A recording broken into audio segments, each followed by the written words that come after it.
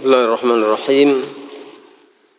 Assalamualaikum warahmatullahi wabarakatuh.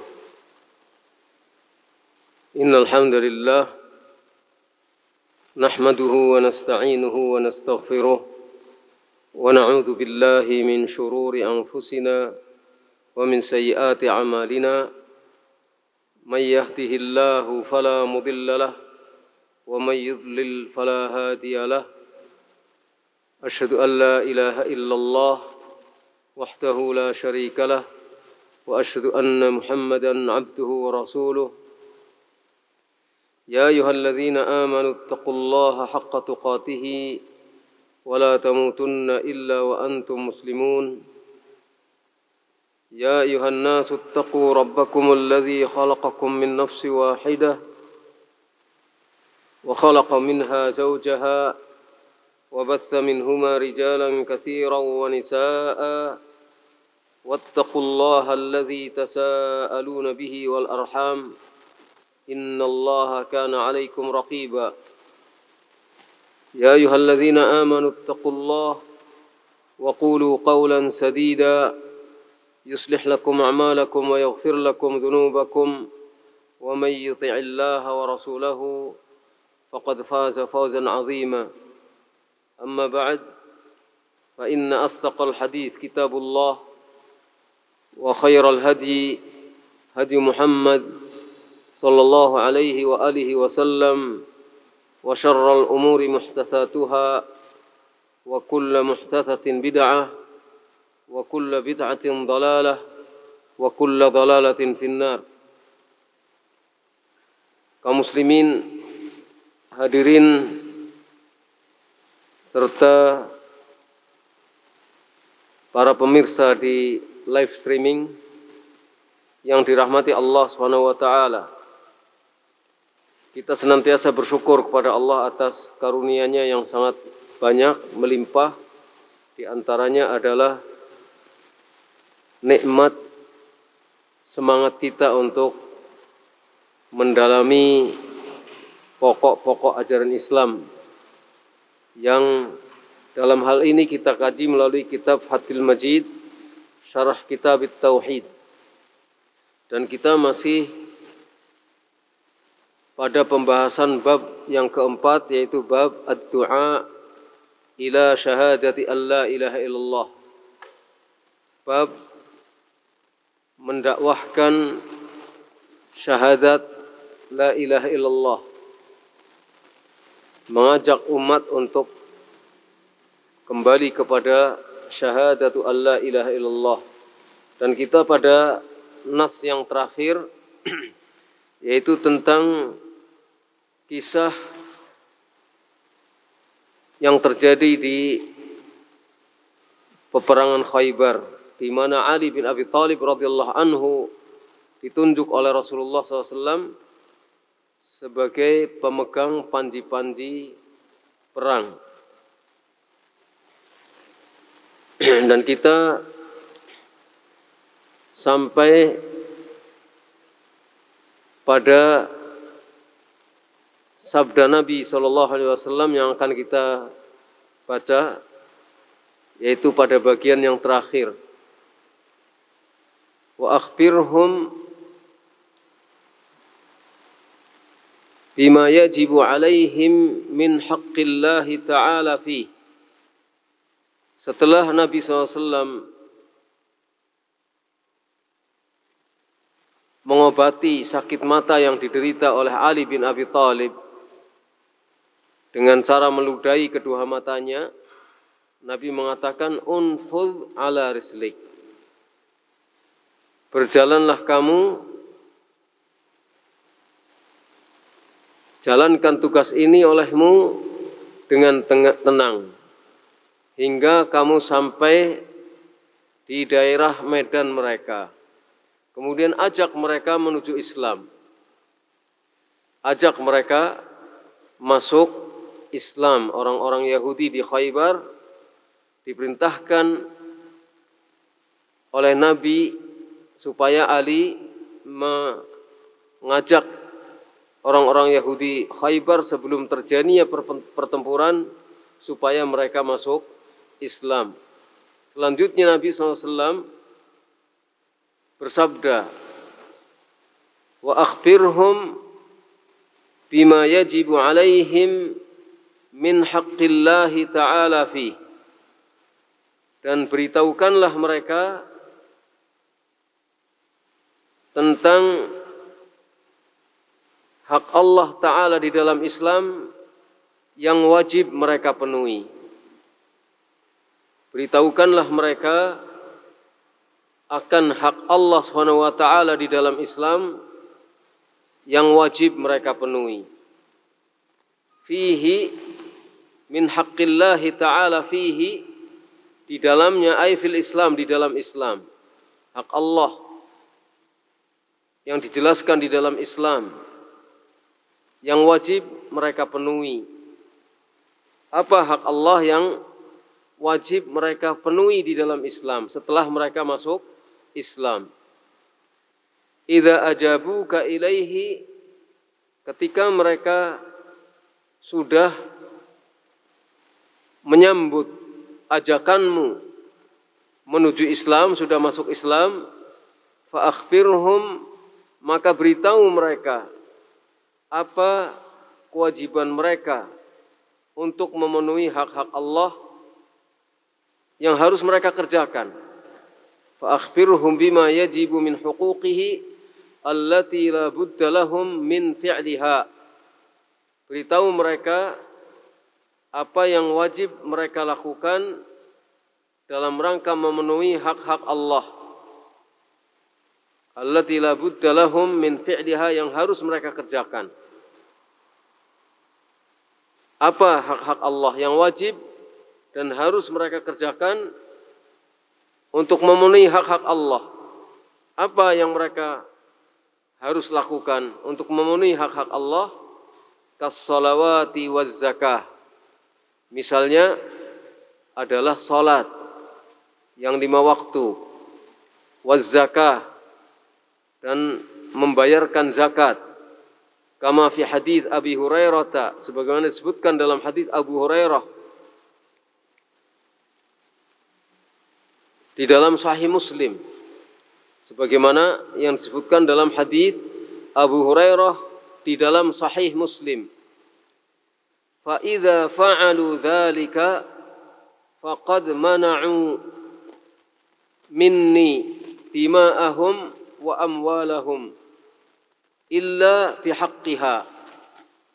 Dalam satu riwayat, fa idza fa'alu dzalika faqad mana'u minka dima'ahum wa amwalahum illa bihaqqiha. Kalau mereka sudah melakukan itu, sesungguhnya mereka telah menghalangi dariku, dari Nabi SAW, hartanya.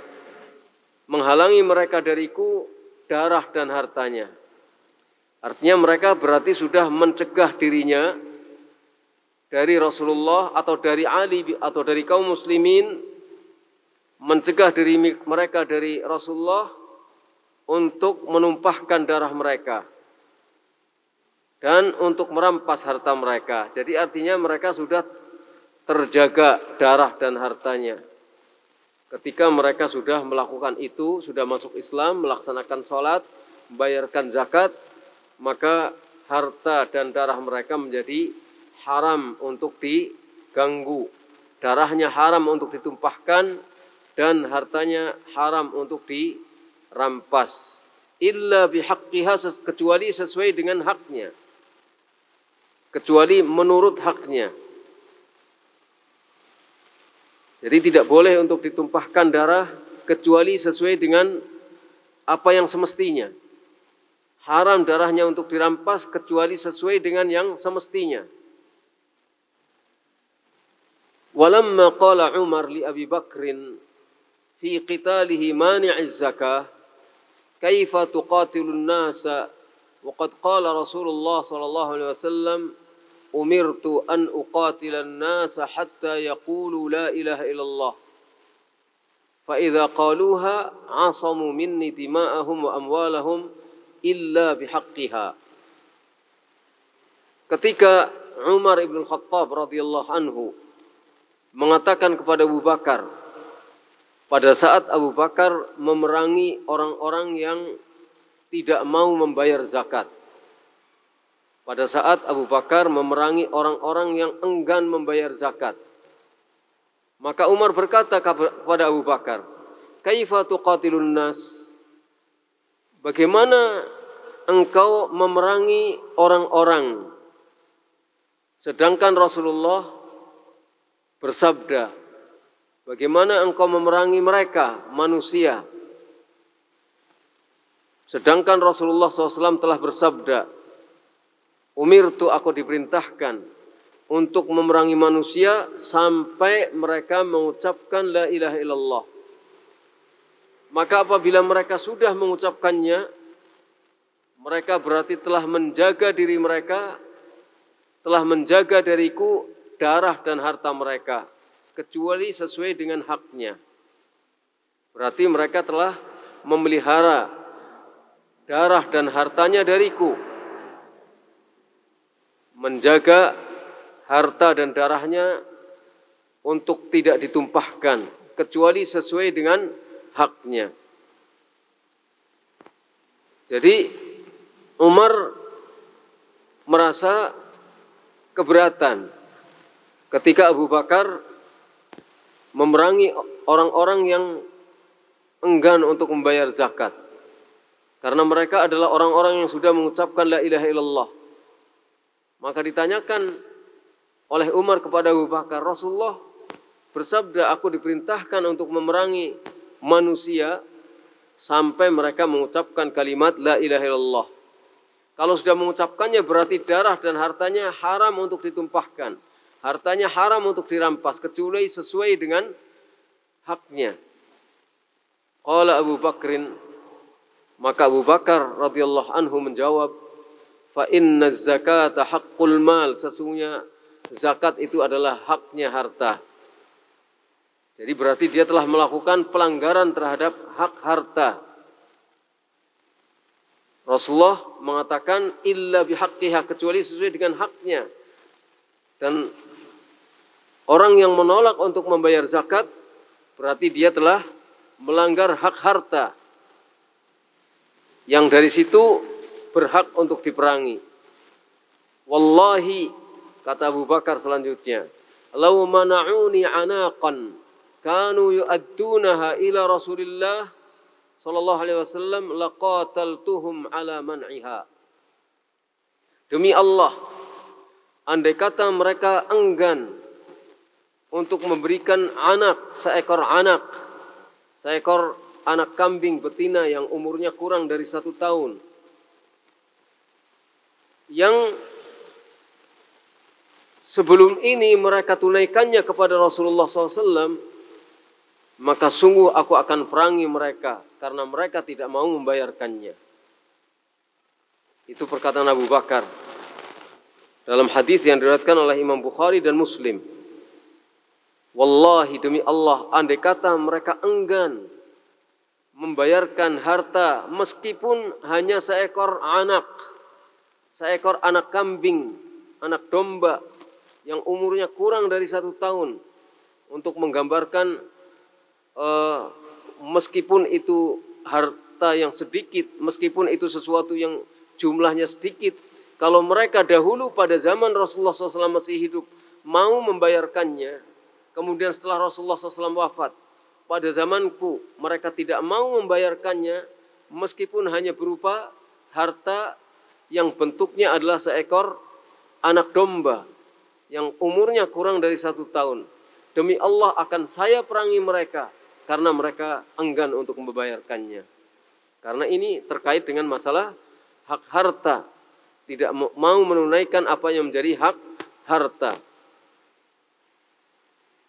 Di situ salah satu di antara ketegasan Abu Bakar As-Siddiq radhiyallahu anhu,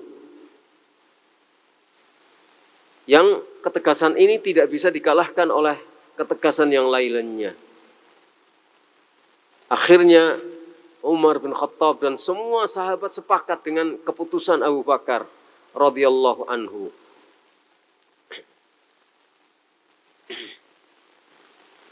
Jadi ini terkait dengan kewajiban-kewajiban yang harus ditunaikan oleh seseorang yang sudah masuk ke dalam Islam. Salat, zakat, dan hak-hak lainnya yang mesti mereka tunaikan di dalam Islam. Wa fihi,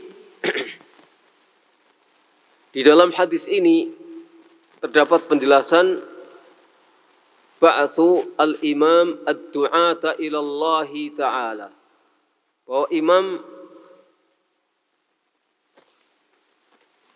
berkewajiban untuk mengutus dai-dainya mengajak manusia masuk ke dalam Islam, mengajak manusia kembali kepada Allah Subhanahu wa taala.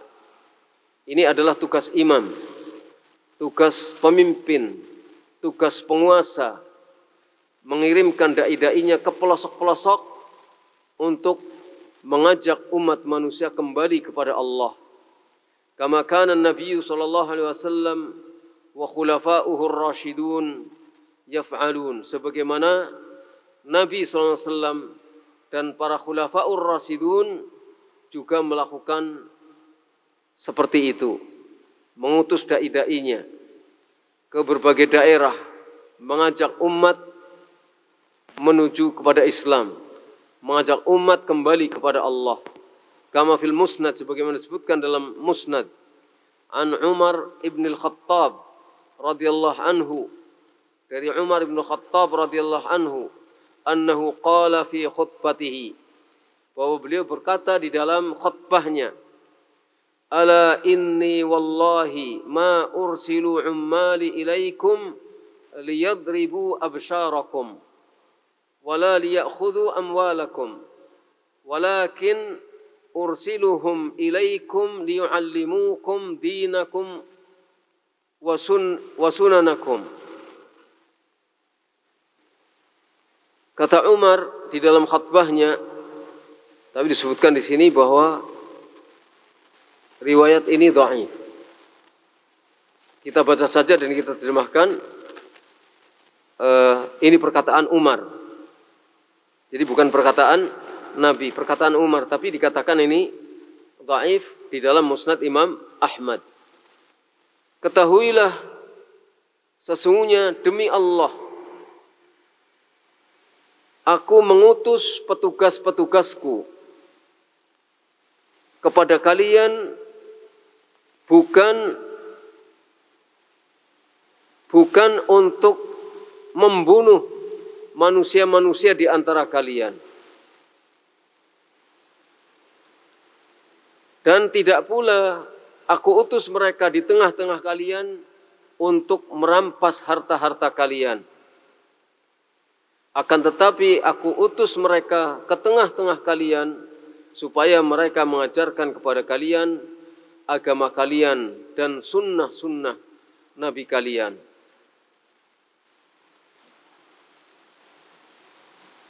Ini riwayat yang dhaif, tetapi mengandung makna yang isinya adalah membenarkan dari apa yang dilakukan oleh Nabi SAW dan para khulafa'ur rasyidun, bahwa mereka mengutus dai-dainya ke tengah-tengah umat, ke tengah-tengah manusia untuk mengajak mereka kembali kepada Allah. Berarti tugas ini adalah tugas yang sangat penting, karena menyebarkan dai itu artinya menyebarkan rahmat Allah di muka bumi. Ketika orang-orang masuk Islam, paham akan kewajiban-kewajiban mereka yang mereka harus lakukan kepada Allah, apa yang mereka harus mereka lakukan di dalam Islam, maka rahmat Allah akan tersebar di muka bumi. Jadi aturan yang seperti apapun, ketika manusia tidak berpegang teguh pada adab-adab dan kewajiban-kewajiban di dalam Islam, maka mereka akan rentan untuk melakukan kejahatan-kejahatan. Mereka akan rentan untuk melakukan kejahatan-kejahatan, sehingga perlu untuk difahamkan tentang agama Islam. Ini mendukung bab yang kita bahas, yaitu ad-du'a ila syahadati alla ilaha illallah. Qauluhu, selanjutnya sabda Nabi SAW, fawallahi la ayyahdiyallahu bika rajulan wahidan khairun laka min humrin na'am. Maka demi Allah, sungguh-sungguh jika Allah memberikan petunjuk melaluimu kepada satu orang laki-laki, maka itu lebih baik bagimu daripada onta yang berwarna merah. Wallah, Nabi bersumpah atas nama Allah, la ayyahdiyallahu bika, sungguh-sungguh jika Allah memberikan petunjuk bika melalui usahamu wahai Ali kepada satu orang, dalam hal ini satu orang di antara Yahudi Khaybar, tapi maksudnya adalah umum. Kalau atas dasar usaha seseorang kemudian bisa menjadikan satu orang saja masuk Islam, maka pahalanya akan lebih baik daripada humrun na'am, daripada onta yang berwarna merah. La an yahdiyallah. Kata penulis kitab ini masdariyah, wallam qablaha maftuhah. Adalah masdariyah. Masdariyah menunjukkan bahwa an yahdiya itu adalah masdar muawwal. Sedangkan lam sebelumnya yaitu la'an itu di fathah, la'an yahdiya. Li'annaha lamul qasam, karena lam ini adalah lam qasam untuk menunjukkan sumpah. Wa an wal fi'lu ba'daha fi ta'wili masdar. An serta fi'il yang sesudahnya adalah di dalam ta'wil masdar, yakni masdar muawwal. Rufi'a 'alal ibtida', dirafa'kan sebagai mubtada'. Jadi bunyinya la hidayatullah bika, la hidayatullah bika rajulan wahidan. Sungguh jika Allah memberikan hidayah melaluimu kepada satu orang laki-laki atau kepada satu orang sehingga masuk Islam, maka pahalanya akan lebih baik dari humrun na'am. Wal khabarnya adalah khairun. Khabarnya adalah khairun.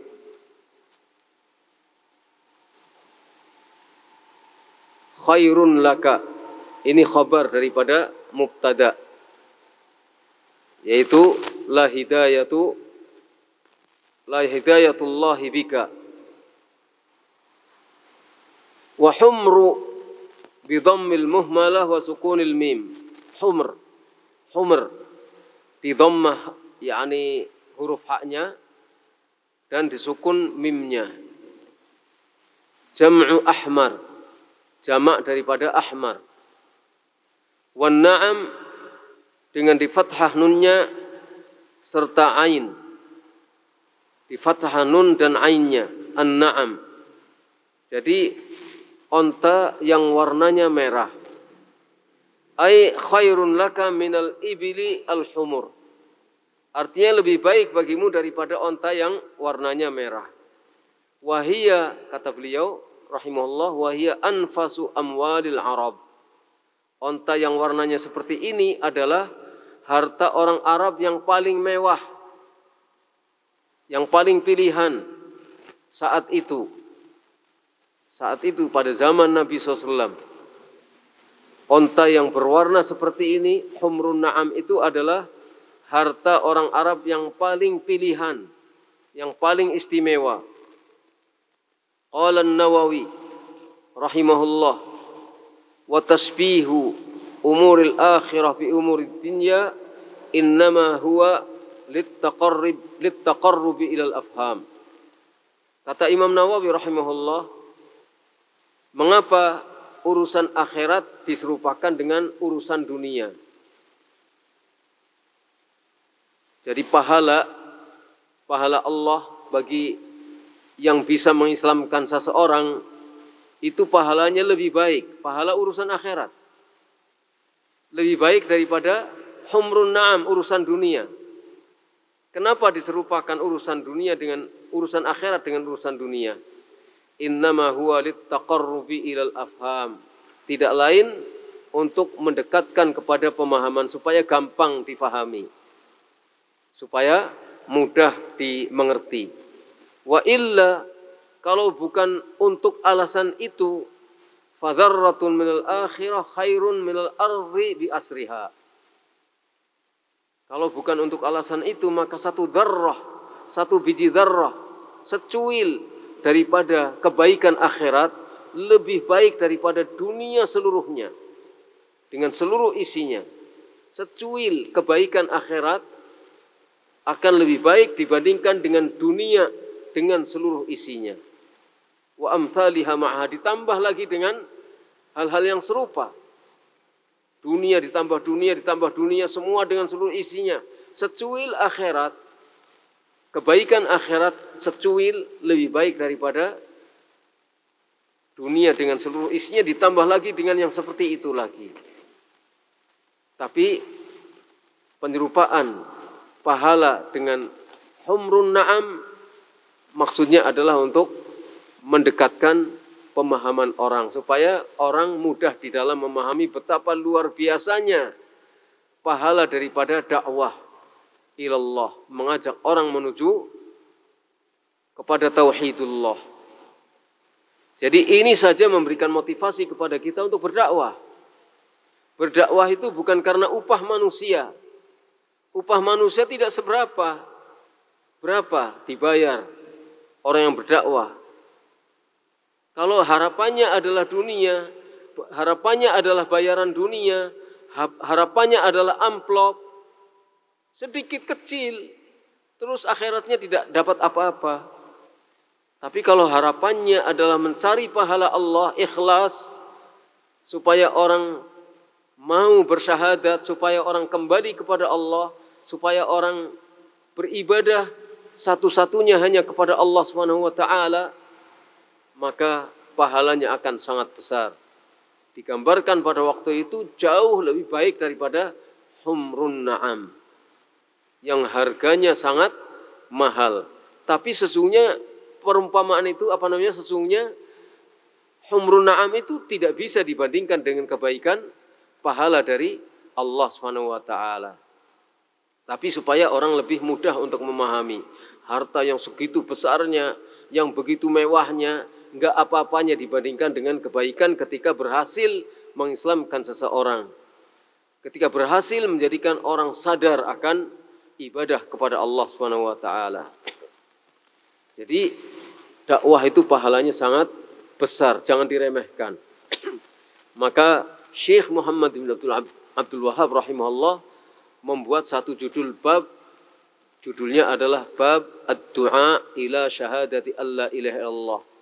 Dikemukakan beberapa nas dan dijelaskan oleh Syekh Abdurrahman Ibnu Hasan rahimahullah supaya kita termotivasi. Tauhid jangan untuk kita sendiri, Islam jangan untuk kita sendiri, masuk surga jangan untuk kita sendiri, tapi kita ajak manusia untuk masuk surga. Kita ajak manusia untuk bertauhid kepada Allah. Kita ajak manusia untuk melakukan kebaikan-kebaikan supaya mendapatkan pahala dari Allah dan ujung-ujungnya nanti mendapatkan ridho Allah, masuk ke dalam surga, disayangi dan dikasihi oleh Allah Subhanahu wa taala. Wa fihi fadilatu man ihtada ala yadayhi rajulun wahid. Dalam hadis ini terdapat penjelasan tentang keutamaan orang yang melalui usaha kedua tangannya seseorang mendapatkan hidayah dari Allah. Jadi seorang mendapatkan hidayah dari Allah tentu ada usaha dari orang lain. Seseorang mendapatkan hidayah dari Allah, ada usaha dari orang lain. Orang lain itu entah orang tuanya, entah kakaknya, entah adiknya, entah tetangganya, entah temannya, entah siapa. Jadi seorang ketika hidup dalam kekafiran, dia tidak akan mendapatkan hidayah kecuali melalui usaha seseorang. Orang-orang kafir Quraisy, dulunya kafir, kemudian dengan dakwah Nabi Muhammad SAW mendapatkan hidayah mereka. Kenapa? Karena Nabi SAW dakwah, mengajak mereka kembali kepada tauhidullah. Begitu juga dunia menjadi Islam, karena Nabi menyebarkan dai-dainya. Mu'adz diutus ke Yaman, kemudian sahabat-sahabat yang lain ada yang pergi ke berbagai wilayah, sampai diceritakan sampai ke Bukhara dan ke daerah-daerah yang jauh dari Jazirah Arab. Islam menyebar luas ke seluruh penjuru dunia, menjadi rahmatan lil alamin. Wa jawazul halifi 'alal khair 'alal khabari wal fudya walau lam yustahlaf. Dan dalam hadis ini juga ada penjelasan tentang bolehnya bersumpah yang terkait dengan masalah berita. Boleh bersumpah ketika menyampaikan berita dan ketika berfatwa, meskipun tidak diminta untuk sumpah. Jadi seperti sumpah Nabi SAW, fawallah la ayyahdiyallahu bika rajulan wahidan. Ini khabar, berita. Nabi menyampaikan berita, kalau ada orang yang masuk Islam lantaran dakwahmu, pahalanya sangat besar. Ini berita dari Nabi. Dan ini sekaligus merupakan fatwa dari Nabi SAW tentang pahala dakwah. Jadi dibolehkan dalam hal ini untuk bersumpah. Tapi sumpah tidak boleh untuk main-main. Dan sumpah harus dengan nama Allah SWT. Selanjutnya kesimpulan. Beberapa kesimpulan sudah kita kemukakan di muka, tapi kita ulang kesimpulannya. Kita rangkum kesimpulannya sebagaimana yang dikatakan oleh musannif rahimahullah, fihi masail. Di dalam bab ini terdapat beberapa masalah yang harus kita renungkan. Al-ula anna ad-da'wata ila Allah tariqu man ittaba'a Rasulillah sallallahu alaihi wasallam. Yang pertama bahwa dakwah ilallah. Dakwah ilallah. Ini kalimatnya dakwah ilallah. Sebagaimana dalam nusus Al-Quran atau Sunnah. Dakwah ilallah bukan dakwah ilal jamaah. Bukan dakwah ila kelompok. Bukan dakwah ila organisasi.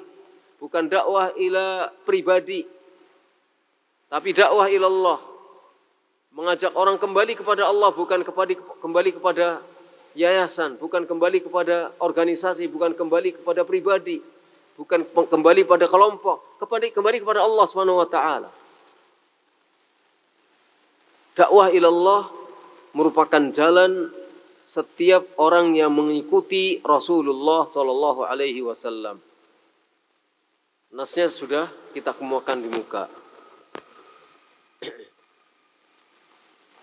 Qul hadhihi sabili ad'u ila Allah ala basiratin ana wa man ittaba'ani.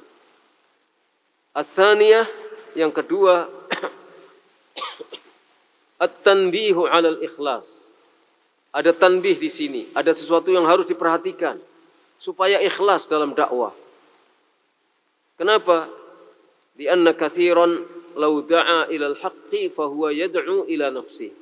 Karena banyak orang yang ketika berdakwah mengajak orang kembali kepada al-haq, ternyata dia mengajak orang untuk kembali kepada diri orang yang berdakwah itu, untuk kepentingan diri orang yang berdakwah. Ini kita perlu renungkan. Jadi ini ada hal yang harus kita perhatikan, yaitu kita harus ikhlas. Jangan sampai dakwah kita itu adalah mengajak orang supaya menghormati kita, supaya orang ngikut kita, menjadi pengikut kita, supaya orang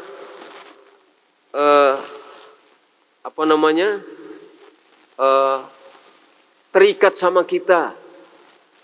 Bukan itu dakwah. Kita kembalikan kepada asalnya. Harus ikhlas di dalam dakwah. Yang ketiga, annal basirata minal faraid, bahwa basirah itu termasuk perkara fardu. Basirah berdasarkan hujjah, berdasarkan ilmu. Termasuk di antara yang di dalam dakwah berdasarkan ilmu, itu termasuk basirah. Tidak boleh kita berdakwah ngaco, ngawur, asal saja. Tapi harus berdasarkan basirah, berdasarkan ilmu, berdasarkan hujjah, atas dasar wahyu dari Allah SWT. Itu termasuk perkara fardu. Ar-rabi'ah min dalail husnit tauhid annahu tanzihullah ta'ala 'anil masabbah. Di antara bukti indahnya tauhid adalah bahwa tauhid itu mensucikan Allah, membebaskan Allah dan mensucikan Allah dari cercaan. Tauhid itu mensucikan Allah dari cercaan. Kemudian yang kelima, anna min qubhi syirki kaunuhu masabbatan lillah. Perkara yang kelima, sesungguhnya di antara buruknya syirik, syirik itu buruk. Di antara keburukan syirik, karena syirik itu merupakan celaan terhadap Allah. Syirik itu berarti mencela Allah. Orang yang berbuat syirik berarti telah merendahkan Allah SWT. Allah yang maha tinggi direndahkan. Bayangkan saja, Allah disejajarkan dengan makhluk. Namanya penghinaan kepada Allah SWT. Allah yang maha sempurna diserupakan dengan makhluk yang serba kurang. Ini namanya masabbah. Ini namanya cercaan kepada Allah SWT. Itu bukti di antara betapa buruknya syirik. As-sadisah wa hiya min ahammiha ib'adul muslim 'anil musyrikin la yasiru minhum walau lam yusyrik. Perkara atau masalah yang keenam ialah yang termasuk perkara paling penting. Termasuk perkara yang paling penting, yaitu ib'adul muslim, menjauhkannya seorang muslim dari orang-orang musyrik supaya tidak menjadi termasuk golongan orang-orang musyrik. Jadi bagaimana seorang muslim itu menjauh, dan bagaimana kita menjauhkan seorang muslim dari orang-orang musyrikin supaya tidak termasuk golongannya orang-orang musyrikin, meskipun tidak melakukan kemusyrikan. Tapi kalau bergaul dengan mereka, maka akan digolongkan termasuk golongan mereka. Maka ini hal yang sangat penting. As-sabi'ah, yang ketujuh, kaunut tauhid awwala wajibin. Bahwa tauhid itu merupakan kewajiban yang pertama. Tauhid merupakan kewajiban yang pertama, kewajiban yang utama dan kewajiban inti. Tauhid itu merupakan kewajiban pertama, utama dan inti. Inti sarinya terletak pada tauhid. Ats-tsaminah an yabda bihi qabla kulli syai'in hatta shalah. Harus memulai dengan tauhid terlebih dahulu sebelum yang lain-lainnya. Hatta shalah, meskipun salat. Harus dimulai dari tauhid dulu, bukan dimulai dari salat. Dari tauhid dulu. Kalau orang sholat tidak atas dasar tauhid, ya tidak berguna sholatnya. Tapi dengan bertauhid, maka semua yang dilakukannya akan menjadi berguna. Karena dengan bertauhid artinya semua yang dilakukannya itu semata-mata karena Allah, tidak ada secuil pun di antara macam-macam ibadah itu yang dipersembahkan untuk yang selain Allah. At-tasi'ah Yang kesembilan, anna ma'na an yuwahhidullah makna syahadati alla ilaha illallah, bahwa makna yuwahhidullah sampai mereka mentauhidkan Allah, maknanya adalah makna syahadat la ilaha illallah. Maknanya semakna dengan syahadati alla ilaha illallah. Sampai mereka mentauhidkan Allah, maknanya adalah sampai mereka bersaksi sesungguhnya tidak ada yang berhak disembah dengan benar kecuali Allah. Al-ashirah yang ke-10, annal insana qad yakunu min ahlil kitab wa huwa la ya'rifuha aw ya'rifuha wa la ya'malu biha. Yang ke-10, bisa jadi seseorang itu termasuk ahlul kitab.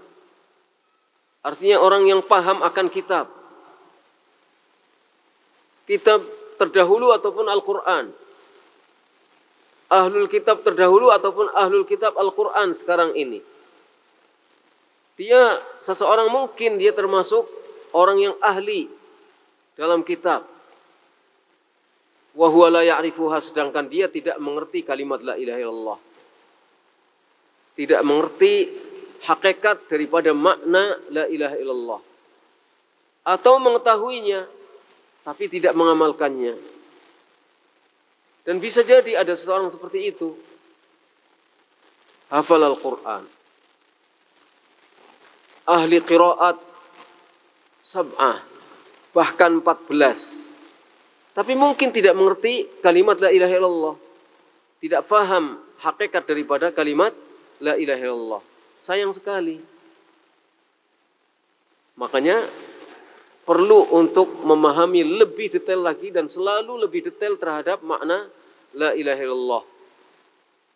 Supaya semua apa yang kita punyai, semua ilmu yang kita miliki itu menjadi bermanfaat. Begitu juga amal yang kita lakukan menjadi lebih bermanfaat.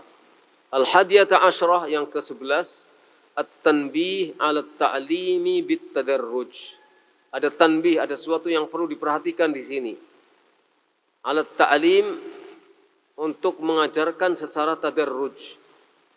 Untuk mengajarkan ilmu dengan tadrij.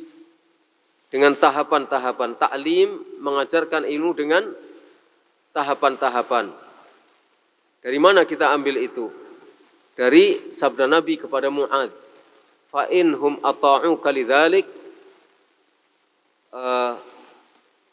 fa'alimhum annallaha farada alaihim 5 salawatin, dan seterusnya. Kalau mereka sudah bersyahadat, beritahu mereka bahwa kewajiban mereka selanjutnya adalah sholat 5 waktu. Kalau sudah sholat 5 waktu, beritahukan kewajiban mereka selanjutnya adalah membayar zakat. Itu menunjukkan bahwa ta'lim, mengajari manusia tentang Islam itu perlu dengan tahapan-tahapan. Dari tauhid dulu, kemudian kewajiban berikutnya, dan seterusnya. Ats-tsaniyata asyrah yang ke-12, al-buda'atu bil aham fal aham. Memulai dengan yang paling penting, kemudian yang paling penting berikutnya. Artinya dengan skala prioritas. Dimulai mana yang paling penting, diikuti dengan yang paling penting berikutnya. Yang paling penting adalah tauhid. Umur manusia tidak ada yang bisa menebak sampai kapan. Maka orang yang cerdas ketika ingin mengajak orang lain, didahulukan hal yang paling penting terlebih dahulu, yaitu tauhid. Karena kalau tauhid itu ditunda nanti dululah saya pendekatan dulu, supaya dia baik dulu. Sudah baik, sudah berhari-hari baik hubungannya, tauhid tidak tersampaikan. Lawan dari tauhid yang bisa membatalkan tauhid tidak tersampaikan sampai mati. Karena kematian tidak ada yang tahu kapan waktunya. Sebulan, 2 bulan, setahun, 2 tahun, tidak juga disampaikan masalah tauhid. Sampai orang itu meninggal dunia. Si dai meninggal dunia atau yang didakwai meninggal dunia. Meninggal dunia dalam keadaan tidak ngerti tauhid. maka si dai akan dimintai pertanggungjawaban oleh Allah Subhanahu wa taala.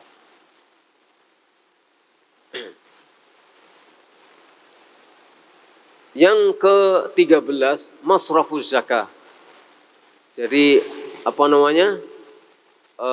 zakat itu diberikan kepada siapa? Kepada asnaf thamaniyah. Tapi kalau tidak ada, itu diberikan kepada fakir miskin sudah memadai, sudah mewakili semuanya. Adanya hanya fakir miskin cukup, itu kepada fakir miskin. Ar-rabi'ata asyrah yang ke-14, kasful alim as-subhata 'anil muta'allim.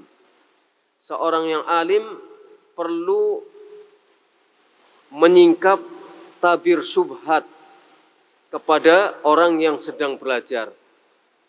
Orang yang sedang belajar kadang masih hatinya diliputi oleh kabut-kabut syubhat. Tidak mengerti karena selama ini mungkin pergaulannya dengan orang-orang yang pemikirannya rusak. Maka ada kabut-kabut syubhat di dalam hatinya. Maka seorang yang alim harus menghilangkan kabut syubhat itu. Ya, misalnya ahlul kitab. Mereka ahlul kitab memahami, tapi banyak syubhat yang menutupi hati mereka, sehingga perlu dijelaskan dengan syahadat, dengan ajaran Islam, seperti yang diajarkan oleh Nabi kepada Mu'adz bin Jabal ketika berdakwah kepada penduduk Yaman. Karena penduduk Yaman itu ahlul kitab, banyak syubhat di dalam diri mereka. Ini harus dibersihkan syubhat-syubhat itu. Dan yang bisa menghilangkan syubhat adalah orang yang berilmu. Orang yang bisa menghilangkan syubhat dengan izin Allah adalah orang-orang yang berilmu. Orang yang tidak berilmu tidak menghilangkan syubhat, justru menambah syubhat. Bagaimana orang yang tidak berilmu berdakwah? Kelihatan orang dia rajin berdakwah, rajin mengajak orang melakukan kebaikan, tapi dia tidak tahu apa itu kebaikan, tidak tahu bagaimana sholat, tidak tahu bagaimana beribadah kepada Allah, tidak tahu apa itu tauhid. Tapi dipandang orang dia itu adalah orang yang baik, suka mengajak orang pada kebaikan. Syubhatnya bertambah-tambah. Jadi yang menghilangkan syubhat adalah orang yang faham, orang yang berilmu. Al-khamisata asyrah yang ke-15, an-nahyu an karaimil amwal. Larangan untuk memaksa mengambil karaimul amwal, harta pilihan.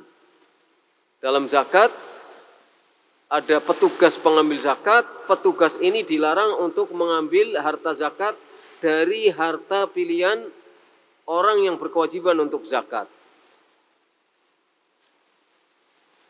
Tapi orang yang berzakat hendaknya tidak memberikan harta yang paling buruk, yang sedang. Kalau memberikan harta yang terbaik, maka itu adalah keutamaan. Tapi bagi penarik zakat tidak boleh memaksa mengambil harta yang terbaik. As-sadisata asyrah yang ke-16, ittiqa'u da'watil mazlum. Hendaknya takut akan doanya orang yang dizalimi. Takut akan doanya orang yang dizalimi. Karena apa? Karena masalah yang ke-17, al-ikhbar bi annaha la tuhjab.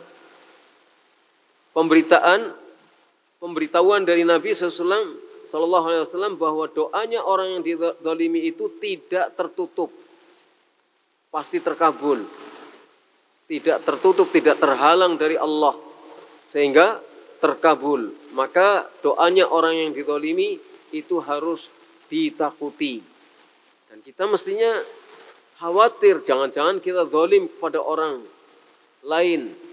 Ketika kita zalim, jangan-jangan dia mendoakan jelek kepada kita, lalu dengan doa itu kita mendapatkan kejelekan wal'iyadzubillah. Jadi mestinya kita tidak pernah merasa bahwa kita tidak zalim. Kita harus waspada, mawas diri, jangan sampai zalim kepada orang lain. At-thaminata asyrah, yang ke-18, min adillatit tauhid ma jara ala sayyidil mursalin wa sadatil awliya minal masyaqqati wal ju'i wal waba. Di antara bukti-bukti tauhid, artinya di antara bukti bahwa seseorang itu bertauhid, termasuk buktinya adalah seperti apa yang dialami oleh Sayyidul Mursalin, Nabi kita Muhammad SAW. Dan dialami oleh Sadatul Aulia, para pemuka wali Allah, para sahabat Nabi, para ulama, orang-orang saleh, Ibnu Taimiyah, Imam Ahmad, dan para ulama yang lainnya. Bukti daripada tauhid adalah yang mereka alami. Di antaranya, di antara bukti tauhid itu adalah apa yang mereka alami, berupa al-masyaqqah, kesulitan, wal ju', kelaparan, wal waba, dan bencana.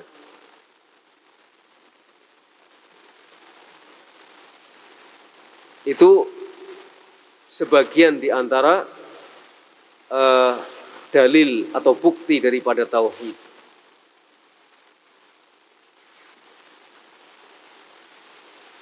At-tasi'ata asyrah, yang ke-19, qauluhu la u'tiyanna ar-rayata ila akhirih, alamun min a'lamin nubuwah. Masalah yang ke-19, sabda Nabi, la u'tiyanna ar-rayah, saya sungguh akan berikan panji-panji besok. Sampai sabda Nabi, Allah akan memenangkan kaum muslimin melalui kedua tangan orang yang akan saya beri panji-panji itu.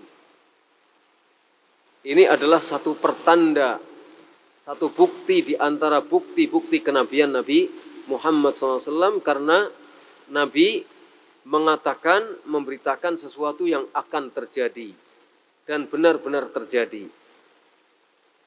Waktu itu belum ada kemenangan, tapi Nabi SAW mengatakan akan ada kemenangan. Dan itu salah satu bukti di antara bukti-bukti kenabian Nabi Muhammad SAW.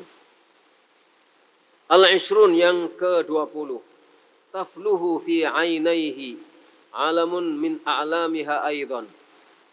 Ketika Nabi meludahi kedua mata Ali, ini juga termasuk di antara tanda-tanda kenabian Nabi SAW.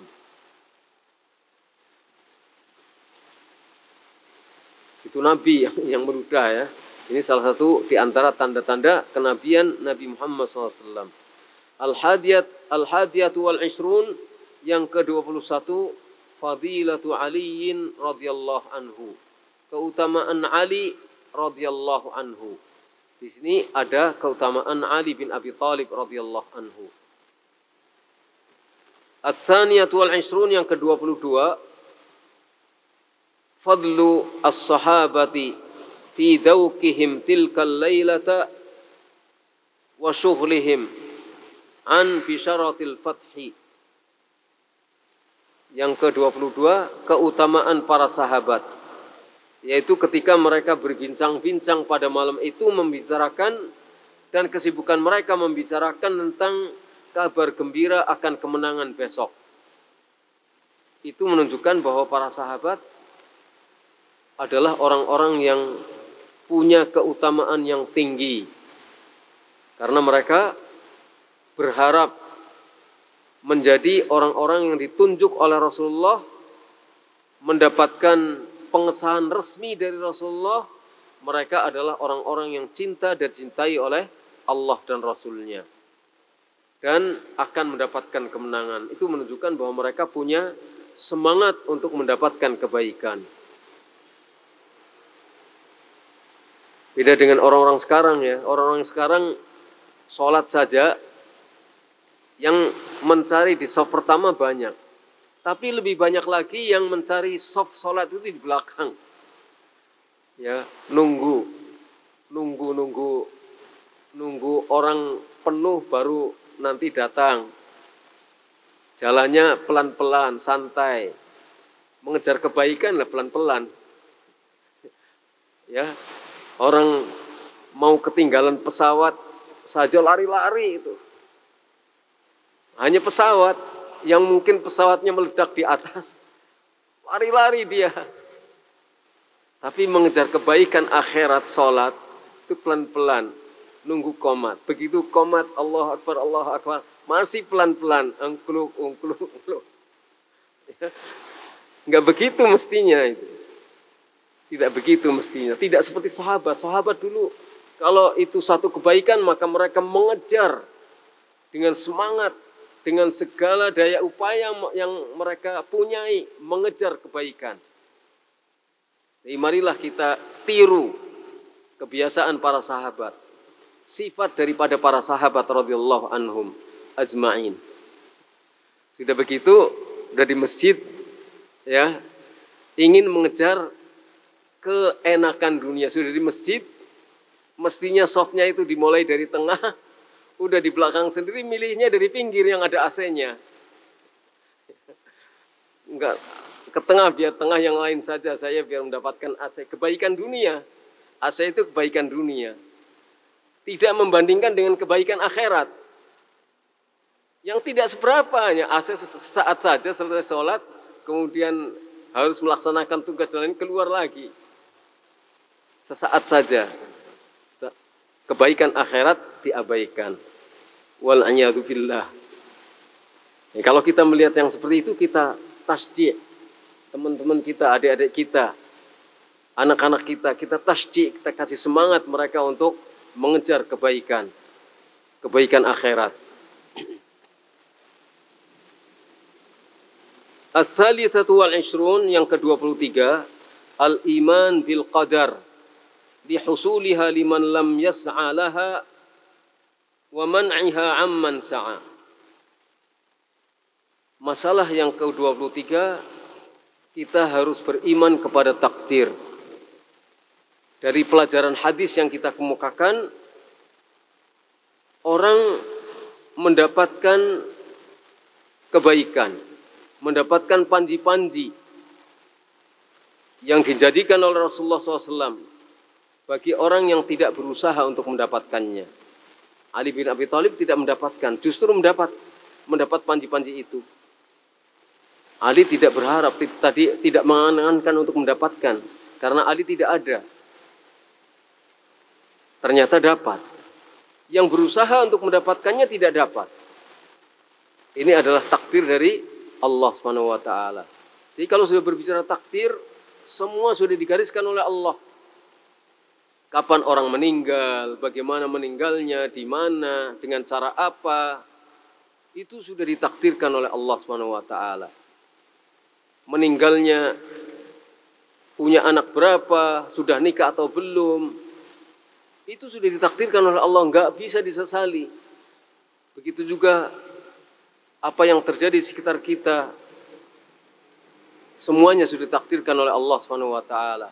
Kita harus terima takdir itu supaya kita mendapatkan ridho dari Allah dan hidup kita menjadi lapang karenanya. Dengan beriman kepada takdir, kita mendapatkan ridho Allah. Dan kita juga akan tenang hidup kita. Ar-rabi'atu wal 'ishrun, al-adab fi qawlihi ala rislik. Ada pelajaran adab di dalam sabda Nabi SAW kepada Ali, ala rislik. Hendaknya kamu laksanakan tugas dengan tenang. Tenang. Tidak gegabah. Tidak gerasa-gerusu, tidak tergesa-gesa, tenang. Ini ada adab. Hatta di dalam perang ini juga adab. Pelajaran adab yang sangat tinggi, meskipun dalam perang itu tetap tenang. Menggunakan kaidah-kaidah, menggunakan pedoman-pedoman. Tidak boleh gerusa-gerusu, tidak boleh gegabah, tidak boleh serampangan, mengikuti pedoman-pedoman yang telah diatur di dalam Islam. Al-khamisatu wal 'ishrun, yang ke-25, ad-da'watu lil Islam qabla al-qital. Dakwah mengajak orang kembali kepada Islam sebelum dilancarkan peperangan. Ini adalah perintah Rasulullah SAW kepada Ali bin Abi Thalib. Jadi harus ada dakwah terlebih dahulu sebelum perang dilancarkan kepada musuh. Sekalipun musuh, tapi sebelum perang dilancarkan harus mereka didakwai terlebih dahulu untuk masuk Islam. Sebab siapa tahu ada seorang di antara mereka yang masuk Islam. Kita tidak berharap semuanya masuk Islam, tapi ada satu orang saja di antara mereka masuk Islam, pahalanya sangat luar biasa. Siapa tahu, karena hidayah ada di tangan Allah, kewajiban kita adalah menyampaikan, melaksanakan tugas. As-sadisatu wal 'ishrun annahu masyru'un liman du'u qabla dzalika wa qutilu. Bahwa perang itu disyariatkan bagi orang yang sudah didakwahi sebelum itu dan kemudian mereka diperangi. Jadi ada syariat. Syariat ini tidak mesti bersifat wajib. Lihat kondisinya. Lihat permasalahannya. Tidak setiap saat itu mesti wajib perang atau harus, enggak mesti. Tapi ini ada syariatnya. Ada syariatnya, tidak mesti hukumnya wajib. Tergantung dari keadaannya. Kadang wajib, kadang sunnah, kadang mubah, kadang tidak perlu.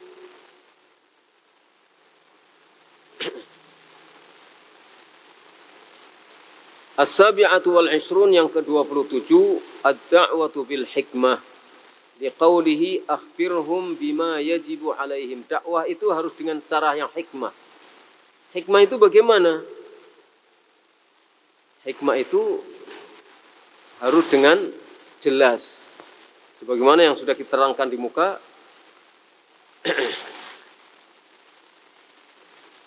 bahwa hikmah itu adalah memahamkan orang akan al-haq. Disampaikan dengan cara yang benar. Memahamkan supaya orang ngerti al-haq. Sampaikan dalilnya, sampaikan argumentasinya. Ini dakwah dengan hikmah. Dasarnya diantaranya adalah sabda Nabi, akhbirhum bima yajibu alaihim. Beritahu mereka apa kewajiban mereka untuk mereka tunaikan dalam rangka memenuhi hak-hak Allah di dalam Islam. Ini hikmah. Jadi hikmah itu bukan ya sudah enggak apa-apa. Ini saya kayak gini boleh enggak enggak, udah enggak apa-apa, lakukan aja. Bukan itu hikmah. Hikmah itu beritahu mereka kewajiban mereka apa. Itu hikmah. Karena hakikatnya hikmah itu adalah menempatkan sesuatu pada tempatnya, adil. Kalau dakwahnya ujung-ujungnya menjerumuskan orang masuk ke dalam neraka, itu namanya bukan hikmah. Hikmah itu adalah bagaimana orang bisa masuk surga. Jadi apa yang harus mereka lakukan kita jelaskan. Ini harus kamu lakukan, ini harus kita kamu harus tinggalkan. Yang ini wajib, yang ini haram, yang ini perlu untuk mendukung amal-amalmu supaya semakin sempurna. Ini namanya hikmah. Masing-masing orang sesuai dengan keadaan masing-masing. Ats-tsaminatu wal 'ishrun, yang ke-28, al-ma'rifatu fi haqqillah fil Islam. Memahami hak Allah di dalam Islam. Apa hak Allah di dalam Islam? Ini perlu. Supaya ketika orang masuk Islam, jangan salah, mereka dari kafir, sudah tidak memenuhi hak Allah, masuk ke dalam Islam, masih juga tidak memenuhi hak Allah. Jadi perlu dikenalkan apa hak-hak Allah yang wajib dipenuhi oleh seseorang ketika dia masuk Islam, ketika dia berada di dalam Islam. Ada hak-hak Allah yang wajib dipenuhi oleh orang-orang yang muslim. At-tasi'atu wal 'ishrun, yang ke-29, thawabu man ihtada ala yadayhi rajulun wahid. Pahala orang yang seseorang masuk Islam karena, atau seseorang mendapatkan petunjuk hidayah karena usaha dia. Ini pahalanya sangat besar. Kemudian yang ke-30, al-halifu 'alal futya, sumpah atas fatwa. Jadi kadang fatwa itu perlu didukung dengan sumpah wallahi, seperti yang dilakukan oleh Nabi Shallallahu Alaihi Wasallam. Tapi fatwa harus benar, harus berusaha berdasarkan kejelasan supaya fatwanya itu tidak menyimpang. Maka kalau kita tidak punya ilmu, jangan berfatwa. Ketika kita berfatwa, maka fatwa itu harus sesuai dengan dalil, harus sesuai dengan Alkitab was Sunnah, tidak menyimpang. Jadi itu yang kita kaji pada kesempatan malam hari ini. Kita selesai membahas bab yang keempat, yaitu bab ad-du'a ila syahadati alla ilaha illallah. Harapan kita ketika kita nanti beralih kepada bab berikutnya, kita tetap tidak lupa dengan kewajiban kita untuk berdakwah, dengan semangat kita untuk berdakwah.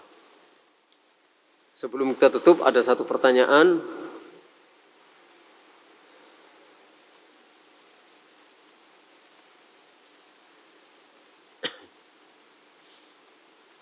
Pertanyaannya dibuka dengan salam. Waalaikumsalam warahmatullahi wabarakatuh.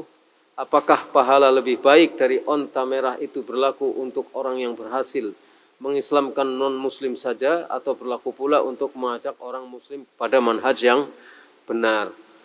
Mudah-mudahan termasuk. Ya, mudah-mudahan itu termasuk. Karena hadisnya, meskipun konteksnya itu terkait dengan perintah Nabi kepada Ali untuk mendakwai orang-orang Yahudi Khaybar, tapi lafadznya umum. La ayyahdiyallahu bika rajulan wahida. Sungguh jika Allah memberikan petunjuk, hidayah. Hidayah kan dari kafir menjadi Islam, dari sesat menjadi benar, dari banyak melakukan kemaksiatan menjadi taat. Ya, maka pahalanya akan sangat besar. Walaupun mungkin pahalanya bertingkat, tetapi insya Allah kita akan tetap mendapatkan pahala yang besar ketika dengan izin Allah, Allah memberikan hidayah melalui usaha kita, sehingga orang mendapatkan petunjuk menuju manhaj yang hak. Wallahu a'lam bishawab. Nas'alullah ayyufiqana wa iyyakum, wa sallallahu ala nabiyyina Muhammad wa ala alihi wa sahbihi ajma'in.